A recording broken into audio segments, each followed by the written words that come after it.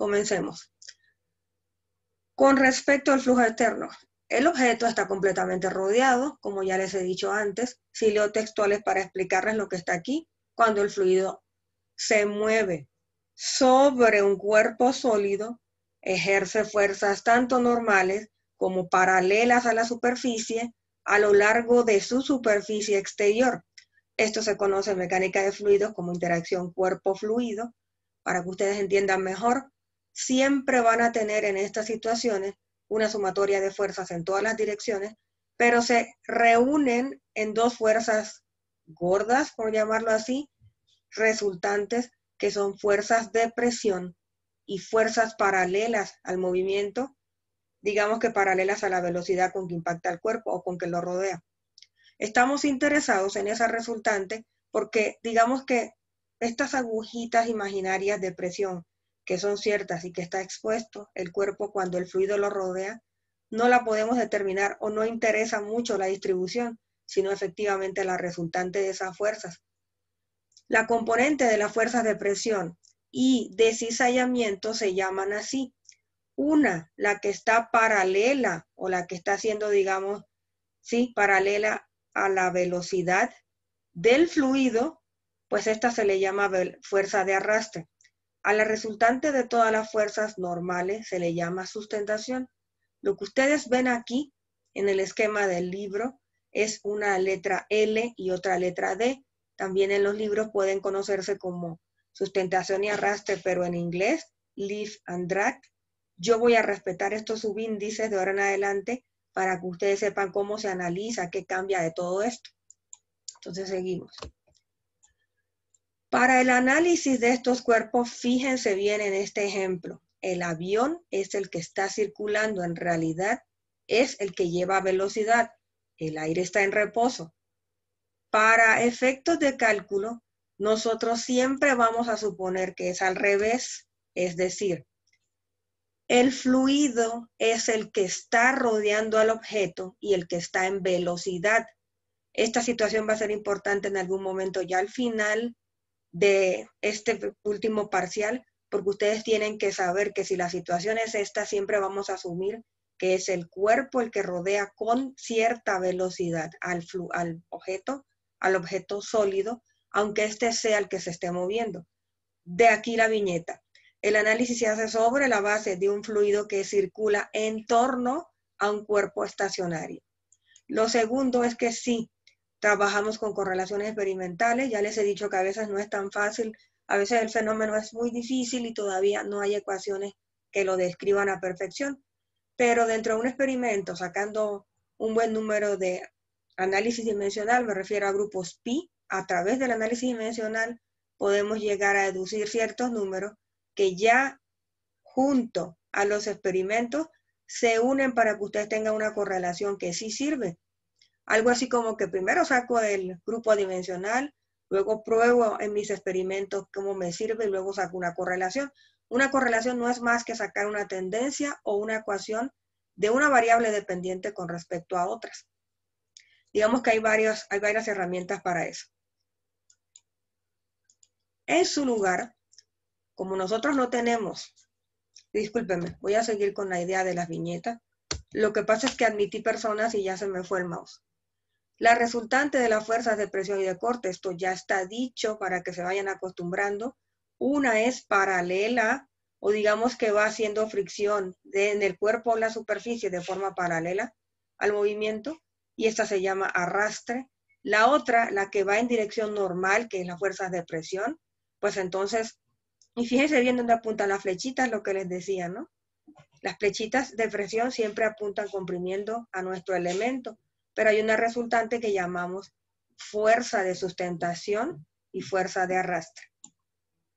Entonces, al fin y al cabo, vamos a tratar de definir esto y vamos a explicar cómo se calculan esas fuerzas de sustentación y arrastre. Dependen, y aquí les quiero mostrar, porque ya me he dado cuenta de qué forma sirven para ustedes las imágenes.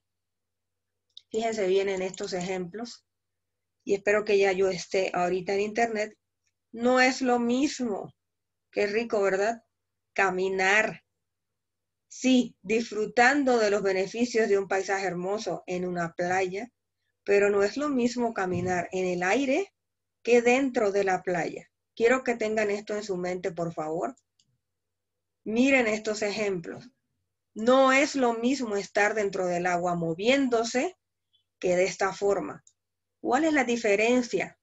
Tiene que afectar algo, y eso es la densidad del fluido que rodea al cuerpo.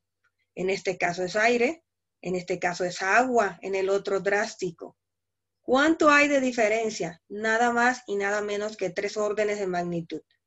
La densidad del aire es 1 y pico, 1.3 máximo kilogramos por metro cúbico. La del agua ustedes se la saben de memoria. Es 1000 kilogramos por metro cúbico. 3 órdenes de magnitud de esta situación a esta. Por lo tanto, uno de los factores que van a afectar a la fuerza de arrastre o sustentación efectivamente va a ser la densidad de primero, que es lo que tienen aquí. Leo textual de nuevo. Ambos numeritos, ambas fuerzas de arrastre y sustentación, que son las resultantes de la situación que vieron anteriormente, dependen del primero de la densidad. Después de la velocidad, no es lo mismo caminar, aunque sea en el aire, más rápido o más despacio. La fuerza de arrastre va a ser proporcional, con cierto cuadrado, por cierto, a cómo se mueva el objeto. Mientras más rápido, habrá más fuerza de arrastre y de sustentación. El tamaño no es lo mismo transitar en el ejemplo que les coloqué, solamente caminando, que si se ponen en una situación absurda con un espectacular en su mano, como si fuese un área cuadrada. En esa situación están aumentando el área, no solamente es el cuerpo, es algo que es cuadrado y grande y que les va a crear resistencia al aire. De tal forma que por favor aprendan que el área, por cierto, proyectada siempre, siempre perpendicular a cómo está el flujo, también va a afectar a esa fuerza de sustentación y arrastre. Recuerden que estamos hablando de flujo externo, todo lo que tenga que ver con lo que afecta a la forma o a las fuerzas resultantes, lo que estamos proyectando aquí. Otra es la orientación del cuerpo. Si llevamos, por ejemplo, un cilindro, no es lo mismo que esté apuntando en dirección de la velocidad, el área transversal, o sea, la del círculo, que el área del cilindro. Tendrán un área proyectada diferente, una más grande que otra. Por supuesto, ya lo comenté, no es práctico enumerar estas fuerzas para una variedad de situaciones. En su lugar, fíjense bien, lo que ustedes ven aquí es un análisis dimensional aplicado al problema. Reunieron, digámoslo así, que es el primer ejemplo de análisis dimensional que hicimos, lo que afecta en realidad a la fuerza de arrastre y fuerza de sustentación. Sacaron análisis dimensional y se dieron cuenta que dependía de ρ, velocidad al cuadrado. Y ya recuerden dónde salen estos exponentes de un análisis dimensional. Y esto, al fin y al cabo, cuando se ensaya, ya se prueba y se saca una constante. Que la fuerza de arrastre es proporcional a todo esto, pero existen ciertas variables que hacen como que puedo hacer una gráfica y puedo sacar como una especie de pendiente o M o algo que me correlacione bien los datos. Pues esta constante se llama coeficiente de arrastre para el caso de la fuerza de arrastre, la que se pone como fuerza de resistencia paralela o, sí, paralela a la velocidad o siempre paralela al movimiento del cuerpo. Y la fuerza de sustentación, pues lo mismo, al fin y al cabo dependen de las mismas variables con los mismos exponentes. Pero en este caso existe un coeficiente particular de sustentación y uno de arrastre para diversas situaciones. Ok, si leo textual, conviene trabajar con números adimensionales apropiados que representen características de estos dos fenómenos, sustentación y arrastre. Recuerden, drag sería arrastre, lo voy a respetar, y sustentación sería lift, también lo voy a respetar, como está en los libros. Luego, esto es lo que les comentaba. El área es el área frontal proyectada en un plano normal a la dirección del flujo, es decir, si el cilindro que les coloqué de ejemplo está parado y está impactando la velocidad del flujo directamente al cilindro, el área proyectada será un rectángulo.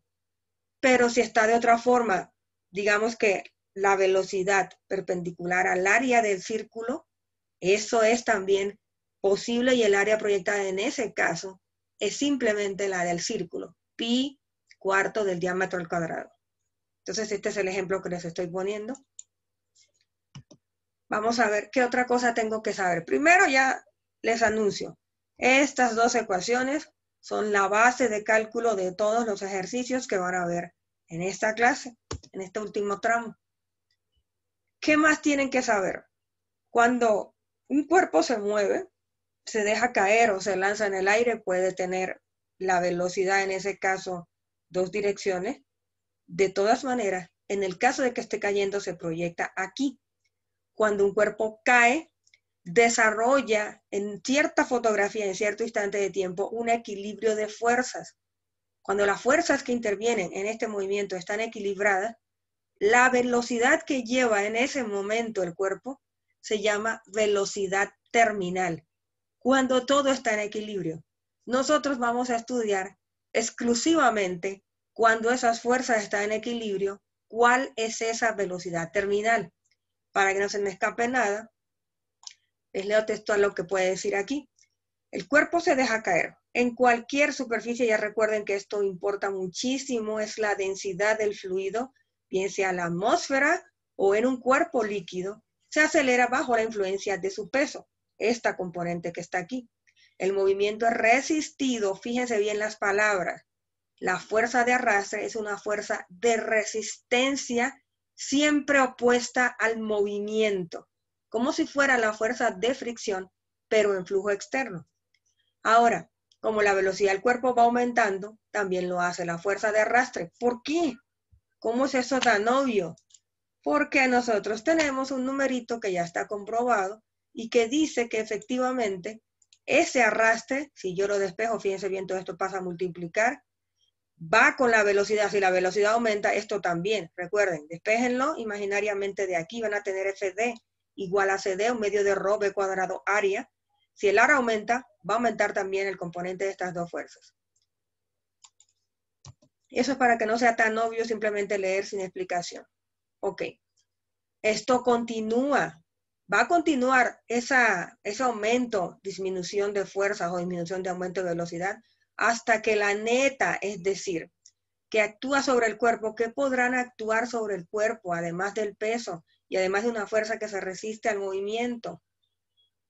Bueno, va a afectar otra que ustedes han visto conmigo en el primer parcial, que se llama fuerza de arrastre. Discúlpenme, fuerza, como le dicen ustedes, boyante, en realidad se llama fuerza de empuje, buoyancy force, que entonces sería, en este caso, siempre positiva. Recuerden que es positiva hacia arriba, siempre aplicada al centro de masa del cuerpo, y aparte la definición es gamma del cuerpo, en este caso que rodea el fluido, que rodea el cuerpo, multiplicado por el volumen sumergido. Ahorita les voy a hablar bien del componente de fuerza de empuje, pero deben saber que como estamos en flujo externo, siempre va a estar el cuerpo sumergido por definición de flujo externo, así que el volumen será el total. La fuerza de empuje se calcula como el volumen del cuerpo multiplicado por el gamma del fluido. Son dos cosas distintas. Por cierto, fuente de muchos errores numéricos cuando están presentando el examen, tengan cuidado. Ok, como les decía, todo esto continúa, todo ese equilibrio de fuerzas continúa y se da en esa caída hasta que la fuerza neta es cero, es decir, que todo se iguala. ¿Qué quiere decir esto? Que en una sumatoria de fuerzas verticales, el peso hacia abajo debe ser igual a la fuerza de arrastre más la fuerza de empuje. Es decir, es un equilibrio de fuerzas. También podría expresarse como menos el peso más fuerza de empuje más fuerza de arrastre igual a cero. A continuación, la velocidad se mantiene. Cuando ya todo está equilibrado en esa fotografía es que nosotros vamos a centrar el estudio. Y en esa suposición se basan todas las ecuaciones. La velocidad del cuerpo se mantiene constante, el resto de la caída, esta es la que vamos a determinar o a dar por dato, pero la que interviene en el fenómeno se llama así. Las fuerzas que actúan sobre el cuerpo que cae son por lo general, aquí está arrastre, flotación o empuje y el peso del cuerpo. Para terminar con la teoría, por favor anoten este diagrama en su libreta, es decir, un cuerpo que cae vamos a estudiar. Va a haber un equilibrio de fuerzas, el peso siempre hacia abajo, fuerza de empuje siempre hacia arriba, siempre opuesta al movimiento, y la fuerza de flotación, como la llaman aquí, o empuje. Sí, discúlpame la terminología, me puedo confundir, pero con el diagrama, por favor, guíense en las posibles equivocaciones que pueda estar diciendo. Por si acaso, aquí voy a aclarar algo muy importante. Recuerden lo que dijimos del avión.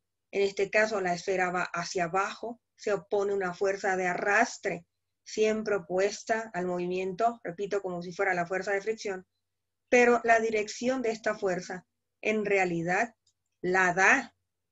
Otra vez admití a alguien, otra vez se me fue. La dirección de esta fuerza la otorga el hecho de que nosotros asumimos que es el fluido el que va transitando alrededor del cuerpo con una velocidad ascendente. El cuerpo cae, pero nosotras ponemos la velocidad imaginaria ascendente y la fuerza de arrastre siempre es paralela y en la misma dirección de la velocidad, aunque en este caso sea imaginaria. Recuerden en el ejemplo del avión, el avión venía así, en ese diagrama a la izquierda, nosotros pintamos la velocidad a la derecha, porque en el análisis se supone que la velocidad es el fluido el que está transitando alrededor del cuerpo, no al revés. Esto, repito, es importante y disculpen los errores de nomenclatura, pero aquí lo tienen. La fuerza de arrastre más la fuerza de empuje debe contrarrestar al peso y esta es la ecuación de equilibrio que ven aquí. Para que vayan haciéndose una idea de las ecuaciones y su aplicación, siempre les digo, el hecho de que este ejemplo esté puesto aquí tan extremadamente sencillo es solamente para que vean la aplicación, solamente la aplicación de las ecuaciones. En este curso nos vamos a dedicar un poco más a la fuerza de arrastre. En este nivel de licenciatura de mecánica de fluidos suele hacerse eso. Y luego, ya para fines de otros tipos de enseñanza o conocimiento que le interese a la persona, también la fuerza de empuje obviamente constituye casi la totalidad de muchos de los conocimientos de un ingeniero aeronáutico, pero aquí nos vamos a concentrar más que todo en esta ecuación de arrastre. El ejemplo es un automóvil. ¿Dónde estará ese automóvil? En un túnel de viento. Así se hacen estos experimentos. Se otorga una velocidad que la proporciona el túnel de viento con el ventilador. La velocidad en este caso 60 millas por hora. La vamos a transformar a pies por segundo. Hay un dinamómetro que mide entonces el arrastre proporcionado, es decir, si intenta moverse en este caso el carro, que no es el caso porque lo que va a hacer movimiento es el viento, que va a impactar la superficie y va a desarrollar una fuerza de resistencia. Con la ayuda de un instrumento se mide la fuerza de arrastre, es decir, de resistencia, que proporciona este cuerpo, para lo cual se necesita entonces las dimensiones más o menos que den el área frontal del vehículo.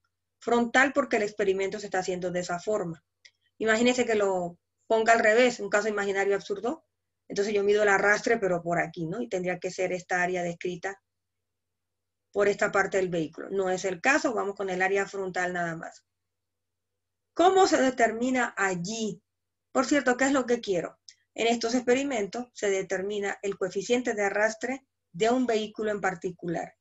¿Por qué se tomaría la molestia a los fabricantes de hacer esto? Siempre lo digo y en todos los cursos a mis alumnos, por dinero. Porque si el fabricante decide decir en, por ejemplo, publicidad, yo ensayé este vehículo y me dio que tenía arrastre menos que mi vehículo anterior, del modelo anterior. ¿Y qué pasa con eso? Dicen por ahí, ¿no? Explícame. Bueno, la situación es que si el coeficiente de arrastre disminuye gracias a las mejoras de superficies aeronáuticas que incorporo, pues entonces va a haber una menor fuerza de arrastre. Esto quiere decir que para mi vehículo vas a necesitar menos potencia para moverlo que otro, o de la competencia o de mis modelos anteriores. Así que cómprame a mí. De todas maneras, esto proporciona información que luego va a una base de datos valiosa en cuanto a literatura. Los CDs están medidos incluso para una persona en bicicleta, el coche, diversas geometrías, obviamente todo tipo de superficies esféricas, postes, cilindros, ya se dan incluso correlaciones en función de la altura contra el diámetro, algo así, ¿no? O de L sobre D. Entonces, esas tablas también las van a tener ustedes. Y bueno, para que sepan, ¿no? Esto es tipo como cuando lo que nosotros estudiábamos, la K de pérdida, que ya se había experimentado por un montón de personas, nosotros somos los campeones que llegamos a usarlo. Solamente sacamos la tablita de un libro y ponemos cuánto es el coeficiente de arrastre de cierta geometría. Eso es lo que vamos a hacer. A continuación les muestro entonces el desarrollo, ya en clase, del problema, que dice así. Este no sería el del vehículo, permítanme. El C de un coche, el coeficiente de arrastre, se determina experimentalmente en un túnel de viento a cierta velocidad a la que les mostré, en millas por hora. Esto es lo que adquiere el aire dentro del túnel de viento activado por un ventilador. Las dimensiones del auto son 4.10, digamos que en promedio, de altura, porque describe un rectángulo a la hora de ser estudiado, y 5.3 de ancho. Entonces tienen ancho y alto, con eso sacan el área frontal. La fuerza actuando sobre el coche es, ¿se acuerdan del instrumento S? Pues se tuvo en 68 libras-fuerza. Aquí dice, determina el coeficiente de arrastre. Pues vámonos, además de las repeticiones que hay que hacer al experimento, pues aquí se muestran, digamos, lecturas promedio. Y este es el que ustedes vieron allí en la diapositiva de forma, un diagrama perfecto. El área va a ser entonces la que les dije. 4.2 de alto, 5.3 de ancho. Cuando la velocidad impacta al vehículo, lo que ve es esa área. Digamos que siempre será la sombra de lo que vería la velocidad del viento frontal siempre al cuerpo, perpendicular. Esto en millas por hora, que es la velocidad del viento medida, es 88 pies por segundo. Así que la variable de área que se incorpora en el coeficiente de arrastre y la de velocidad ya la tendríamos. La densidad del aire se mide en ese momento en 0.0023 slug por pie cúbico. Eso es lo que vamos a usar. Y finalmente, la ecuación sencillísima. ¿Cómo determino SD? Bueno, hay una ecuación que es una correlación experimental hecha entre análisis dimensional y comprobada con experimentos que dice que es esa fuerza que estamos midiendo en 68 divide entre 0.5 por la densidad que tengas de tu fluido por la velocidad al cuadrado con que impacta el cuerpo y el área del cuerpo. Siempre área proyectada. Estos cálculos sencillos dan lugar a un CD igual a 0.4, que luego se incorporará a la base de datos del fabricante o simplemente se otorga en tablas determinadas para saber cuánto puede ser el coeficiente de arrastre de un coche, digamos que entre comillas promedio, ¿no? Bueno, de ahí podrían salir las famosas tablas que ustedes van a ver. Si seguimos, hasta que me lo permita la aplicación, si seguimos, entonces permítanme mostrarles otro ejemplo. En este caso, se trata de una señal, digamos que una señal de publicidad, cuyas dimensiones se muestran allí, 10 por 10. Obviamente, está sostenida a un poste en la parte superior, digamos que todo esto es la estructura, sostiene el poste y el espectacular es esto. El diámetro del poste es 12 pulgadas. Determina el momento máximo que debe resistir la base. I have 10 minutes para una velocidad del viento. Ya me avisó la aplicación. Esta es la magnitud de la velocidad del viento medida para este problema. ¿Cuánto es la fuerza de arrastre? En la base aquí está puesto. Esta es la base. Y para que ustedes vean el diagrama de forma perfecta, es muy probable que lo tenga aquí. Estas son las tablas que les estoy comentando que van a tener a mano y que por cierto van a ser necesarias para este ejercicio. Se las tendré que pasar. Está en función simplemente de qué objeto quieres. Aquí hay ciertas correlaciones de que cuándo sirven estos numeritos para cuando el reino sea mayor a estas cantidades, a 10.000, a 100.000, etc. Y tiene su respectivo CD correspondiente a la figura. Por ejemplo, para un cilindro circular, el área proyectada, como es un rectángulo, tienen longitud y diámetro. Dependiendo de longitud y diámetro, ustedes buscan aquí cuánto les da y ustedes aproximan el CD. Y así sucesivamente. Esta es muy usada, por cierto, el cilindro semicircular o bueno, voy a llamar carcasa en este caso, cuando ya está hueco el disquito, como si fuera una cuchara, puede que tenga la situación de que está en el lado abierto impactando el cuerpo, o digamos, entre comillas, el lado cerrado, cóncavo o convexo, y entonces las correlaciones dan lugar a que el CD de esas dos geometrías sean 2.2 o 1.2, o dependiendo del caso, pues por aquí están, ¿no?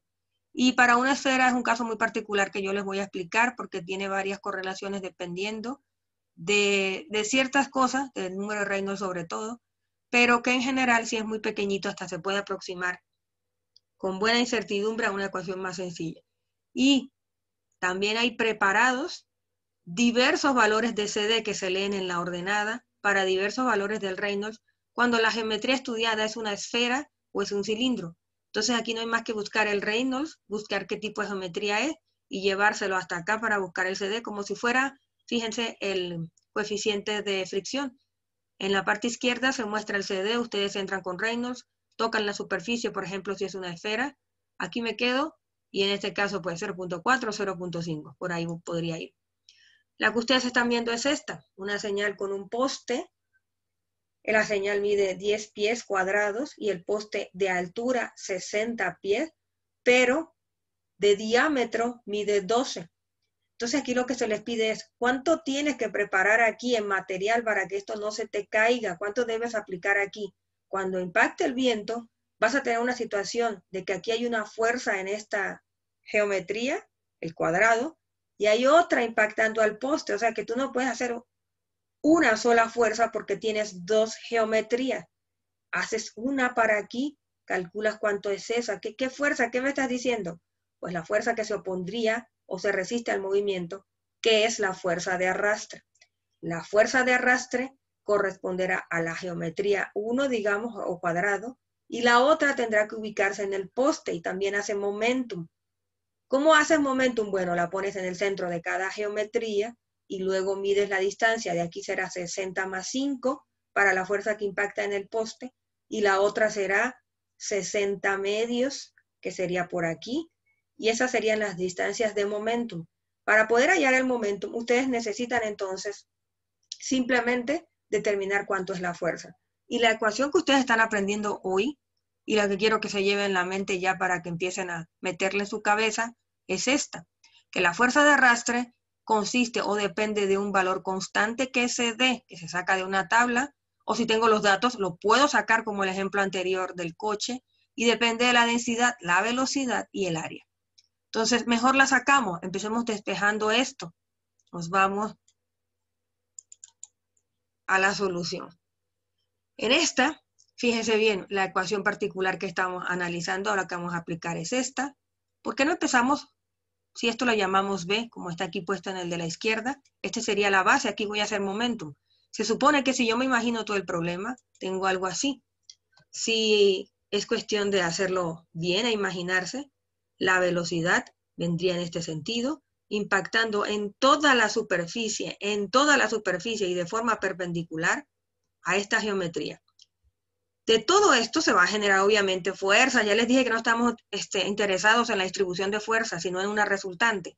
La resultante la pondré siempre gorda en el centro de la geometría y esta sería nuestra fuerza de arrastre 1, por llamarlo así.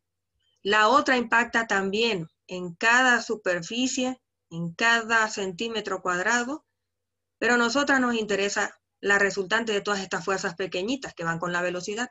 En este caso, la fuerza de arrastre 2 sería una gorda concentrada en el centro.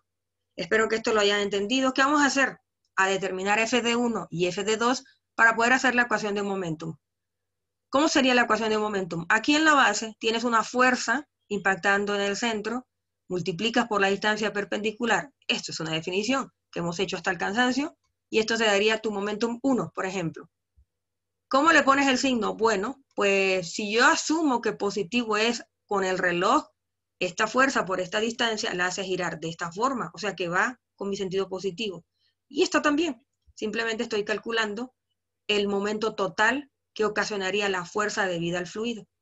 Entonces, para esto, pues ya sabemos todos lo que se necesita. Necesito la densidad del fluido, que en este caso es aire. La velocidad me la da en 100 pies por segundo. Y el área siempre será la perpendicular a lo que ve el fluido. Y esto es simplemente el área del cuadrado, o sea, 10 por 10. En la otra tendré lo mismo, pero el área proyectada va a ser el rectángulo que forma este cilindro, es decir, el diámetro multiplicado por la altura.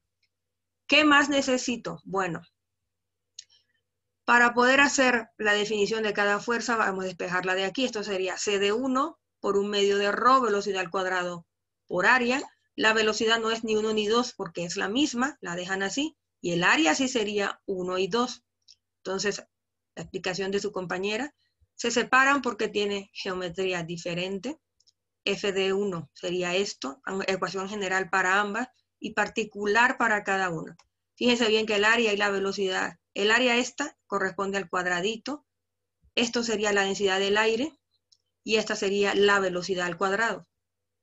¿Cómo saco el CD? Vamos a ver. Tengo una geometría como una placa a la que impacta el fluido y luego tengo ciertas dimensiones.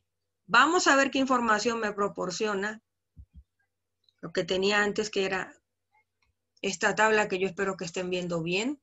Esto es cilindro cuadrado, esto es placa rectangular. Nosotros creo que estamos en esta situación, efectivamente. Hay un fluido impactando a una plaquita. ¿Qué tengo que hacer para ver cuál es el CD? Bueno, a ver, dime cuánto es lado, la razón de los lados, por decir algo. En nuestro caso, como es un cuadrado, la razón es 1, 10 entre 10. Si fuese distinto, nada más tenemos que dividir largo entre ancho y ya tendríamos esta relación. Cualquiera que sea, nosotros estamos en esta situación fácil. Es decir, nuestro CD se saca de la tabla y es 1.1. Esto es para que también vayan aprendiendo, ¿no?, al manejo de la tabla esta. Si seguimos, está facilito porque solamente hay que sustituir calculadora. Aquí está el CD de la tablita y esto me da una fuerza de 1320 en libra. Fuerza tiene que dar. Estamos en sistema inglés. Ahora, ¿qué hacemos con el otro? Lo mismo. Ya tienes velocidad al cuadrado, ya tienes la densidad, ahora tienes que hallar el área, que es esta, 60 pies por 12 pulgadas pasadas a pies. El CD del cilindro lo sacamos de la gráfica solamente para que lo entiendan. Esto nos daría 648. Ahorita les muestro el CD, para lo cual necesitamos hacer el Reynolds. Imaginando que estos cálculos están completados. Ya saben hacer un Reynolds, pero ahorita les explico en situaciones de flujo externo cuál sería la diferencia. Pues me quedaría un momentum aplicado de esta forma, simplemente siguiendo la ecuación con sus respectivas distancias de 105.000 y pico. Con respecto al CD del cilindro, permítanme.